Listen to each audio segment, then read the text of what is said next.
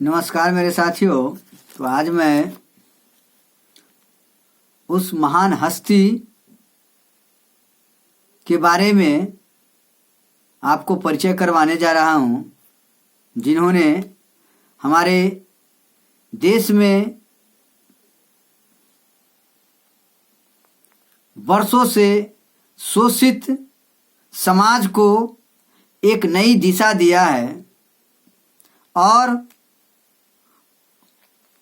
उन कार्यों में उन्होंने कितनी बड़ी कुर्बानियां दी।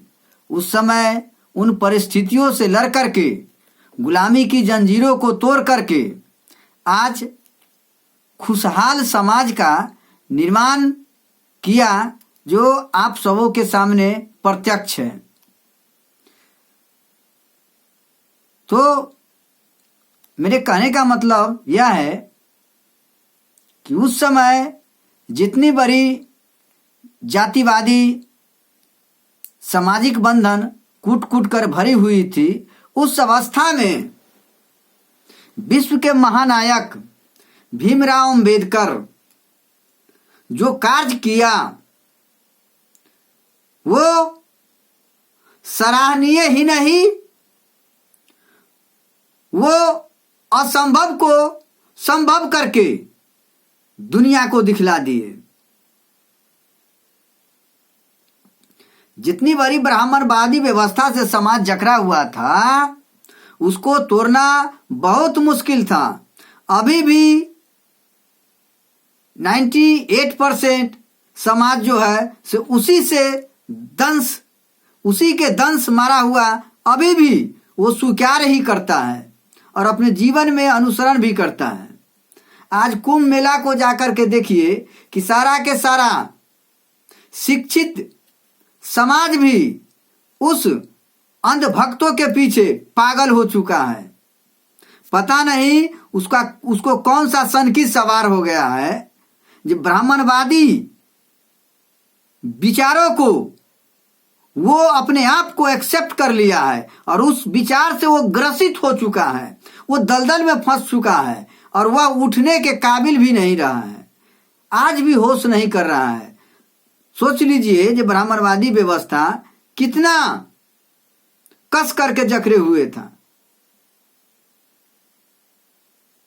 और उस समाज में अंबेडकर जी ने जन्म लेकर जो कार्य किए वो बिरले बाप का बेटा ही कर सकता है। उस समय भी दलितों के राजा महाराजा छत्रपति शिवाजी को माना जाता था। छत्रपति शिवाजी जो था वो दलितों का मसीहा था। उन्होंने जातिवाद तोड़ने के लिए एक ऐसा कदम उठाया था जिसके बाद दलितों को अधिकार मिला। सबसे प्रथम महाराजा छत्रपति साहू जी ने ही दलितों को विकास के लिए आवाज उठाई थी। उसके बाद कोई कदम उठाया, बड़े बड़े बिरला पैदा हुए।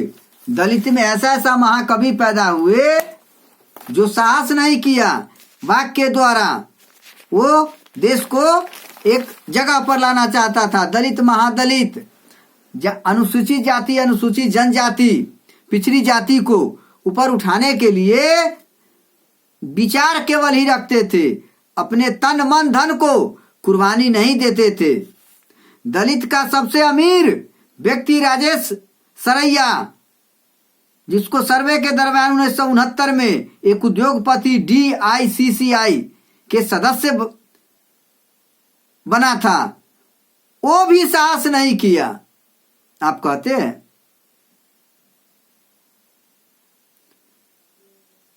आप सब जो बोलते हैं, गोलमेज सम्मेलन में अंबेडकर जी को क्यों आमंत्रित किया गया था? कभी सोचे है? अंग्रेज ने भीमराव अंबेडकर के उस समय विचारों को पढ़ लिया था और वो जान चुका था कि ये दलितों का मसीहा बनने वाला है, ये दलितों का सितारा है, ये चमकता सितारा है। मैं इसको यदि प्रोत्साहन नहीं देता हूं तो देश के समाज से वंचित मानव को, जो पशुओं के श्रेणी में जी रहा है, उनको कल्याण होने वाला नहीं है।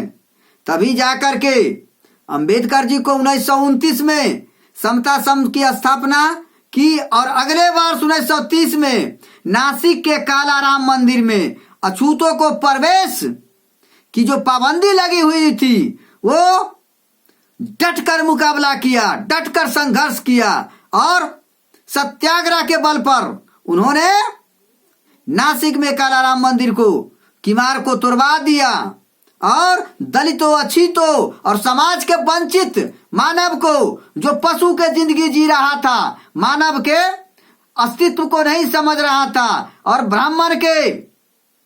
ब्राह्मणवाद से डसा जकड़ा हुआ, मनुवादी व्यवस्था से जकड़ा हुआ इंसान को उन्होंने नया कायाकल्प किया और कालाराम मंदिर जो नासिक में है उसको प्रवेश द्वार को खुलवाया और दलितों को उसमें प्रवेश करवाया और पूजा पाठ समर्थन का कड़ी विरोध किया, बाह्य आडंबरों पर विशेष फोकस मारा। तब जाकर के अंबेडकर जी को यह देखते हुए उस अवस्था को देखा, उस टेम्परामेंट मिजाज को देखा कि अंबेडकर में क्या राज छुपा है। यही विश्व का प्रणेता, दलितों का मसीहा बनने जा रहा है। यह सब देखते हुए भीमराव अंबेडकर को गोलमेज सम्मेलन में आमंत्रित किया था। ऐसे कोई नहीं करता है किसी को आमंत्रित। जीना है तो मरना सीखो, कदम कदम पर लड़ना सीखो। जिसको जिंदगी में जब तक धरती रहेगा, जब तक सूरज चांद रहेगा, यदि तुम अपने आप को देखना चाहते हो सूरज के तरह, तो तुमको जलना होगा, इन सामाजिक बुराइयों से लड़ना होगा और स्वयं को लड़ना होगा। दूसरे को आशा भी नहीं रखना होगा, क्योंकि पता न कैसी पैदाइशी इस सृष्टि में आया है जो खाना जनाना के अलावा, भोग विलास के अलावा दूसरा कोई हाले नहीं जानता है। चापलूस के पैदाइशी सब पैदा हो गया है। भोज भात से मतलब, विशेष से मतलब नहीं रखता है। किसी को चापलूसी करके जी लेना अपने आप को अंतिम लक्ष्य समझ बैठा है। वो सामाजिक बुराइयों को दमन करना ही नहीं जानता है। हम आज भी देखते हैं, थोड़ा मोड़ा पढ़ लिया है, मैट्रिक इंटर पास कर गया है तो लगता है कि हम पैदाइशी महाकवि का जन्मा हुआ है, राजशाही खानदान से बिलोंग्स कर रहा है। 2 रुपया का कपड़ा पहन लेता है अछूत का बच्चा, दिल्ली में जाकर के कमा लेता है, बंबई में जाकर कमा लेता है और टीनो पालिश कर करके बुर्बक बनाता है। उसको क्या जानने गया जीवन का रहस्य क्या होता है, जीवन का वास्तविकता क्या होता है, मानव का क्या अधिकार होता है। वो पाश्विकता के जिंदगी को स्वीकार उसको बाप दादा ने कर लिया है। वो अपना नई रास्ता उसको दिखाई ही नहीं देता है, चमक धमक में बह जाता है। तो उसको कौन सिखलाएगा? उसका ब्लडे में गुलामी लिखा हुआ है। मुंहतोड़ जवाब देने का साहस ही नहीं है। तो उसका बाप दादा पुरखों से आया है, दूसरे के रैयत असामी बसते हुए, बनिहारी करते हुए वही करेगा। जी हुजूर जी मालिक कह करके जीवन व्यतीत करेगा। आज देखते हैं बहुत से समाज में हम बैठते उठते हैं तो देखते हैं उस स्थिति को, उनके विचारों से हम रूबरू होते हैं तो विचारों में ही गुलामी छिपा हुआ रहता है। हम देख करके हंसते हैं, मुस्कुराते हैं, बड़ा सर्च करते हैं। जिसको पैदा करने वाला कब से शुरू हुआ था और इसको अंत कब होगा, ये गुलाम के जंजीरों से कब ऊपर उठेगा। देखते हैं, हम अपने समाज में भी देखे हैं नीचे तबके का जीवन व्यतीत कैसे करता है, क्योंकि उनका मानसिक शक्ति ही गुलाम बन चुका है। तो आजाद होने के लिए तो उनको कोई आशे नहीं है। तो जीवन में ऊपर उठने के लिए आपको संघर्ष करना ही पड़ेगा, हर वक्त संघर्ष से लड़ना पड़ेगा। अंबेडकर जी तनियक देश के लिए किए, तनियक तपस्या किए, तनियक जले, कटे मरे हैं। सारा जाति एक बगल और अंबेडकर जी एक बगल होते थे। हर नेता उनको दबाने का कोशिश किया। ये महात्मा गांधी है, महात्मा गांधी जिसको कहता है ये विश्व का बापू के नाम से जाना जाता है, राष्ट्रपिता।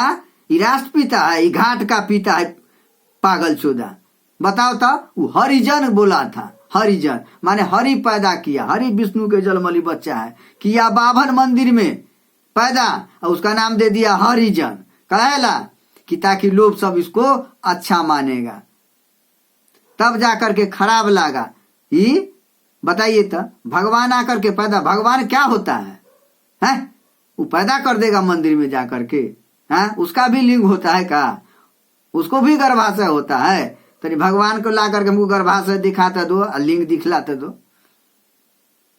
तो वही बभनासा मठाधीश तब बना हुआ था। और मठ में जो जाती थी, दासी प्रथा जो थी, वहां के दासी सबको साथ नाजायज संबंध करता था, उसी से पैदा होता था। वही था हरिजन, जो अंबेडकर जी को बहुत खराब लगा। अंबेडकर जी को मतभेद था, महात्मा गांधी को नहीं। हरिजन नहीं कह सकते हैं आप, उनको अनुसूचित जाति, अनुसूचित जनजाति, पिछड़ी जाति के नाम से संबोधित करो। इस तरह से वो हर शब्द पर भी उन्होंने वकालत किया था। आज है कोई ब्राह्मण, कोई सामंतवादी समाज में है, उसके डर से कोई बोलता है, गलत भी बोलता है, उसको हम मिला करके समय काट लेता है। तो ऐसे रजबीज का पैदाइशी हमें पसंद नहीं है। हमारे समाज में भी आज भी है, देख रहे हैं वही हाल है। चला बड़ा से मुखिया बन जाता है पिछड़ा वर्ग का, अति पिछड़ा वर्ग समाज से, उसको बोलने का साहस नहीं है। उसका माए बाप दलित समाज से गुजरा है, उसको संस्कार दलित वाला है। आज भी आकर के बास्तेपुर पंचायत राज में देखिए, अति पिछड़ा का सिर था, मुखिया बना, वो चापलूसी करके जीवन जी रहा है। उसको साहस है जो लड़ जाएगा, बगावत करने का साहस है, उसको माँ दूध पिया रहा है, वो तो बनिहारिन का पैदाइशी है। वो क्या लड़ेगा? वो क्या समाज को देगा? जो खुद जान के परवाह करता है, भोग विलास के वस्तु के लिए ललायित रहता है, वो क्या समाज को दे सकता है? हमने देखा है, उसके साथ हर चीज को देखा है, समझा है, परखा है। वो अपना उल्लू सीधा करने के चक्कर में रहता है, जिससे काम बन जाता है उसको ध करके निकल जाता है। समाज में नई क्रांति पैदा करने के काबिल नहीं है। वो उसी समाज से है, उसी समाज को शोषण करता है। तो मैं क्या कर सकता हूं?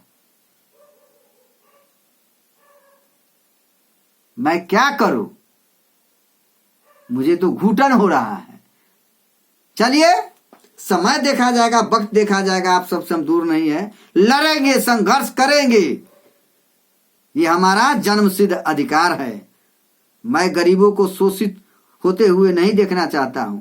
कोई शोषण करेगा, मैं उसको जिंदा फाड़ दूंगा, नहीं तो मेरे पैदाइशी में फर्क हो जाएगा। जी चलिए आगे देखिए। जय भोलेनाथ।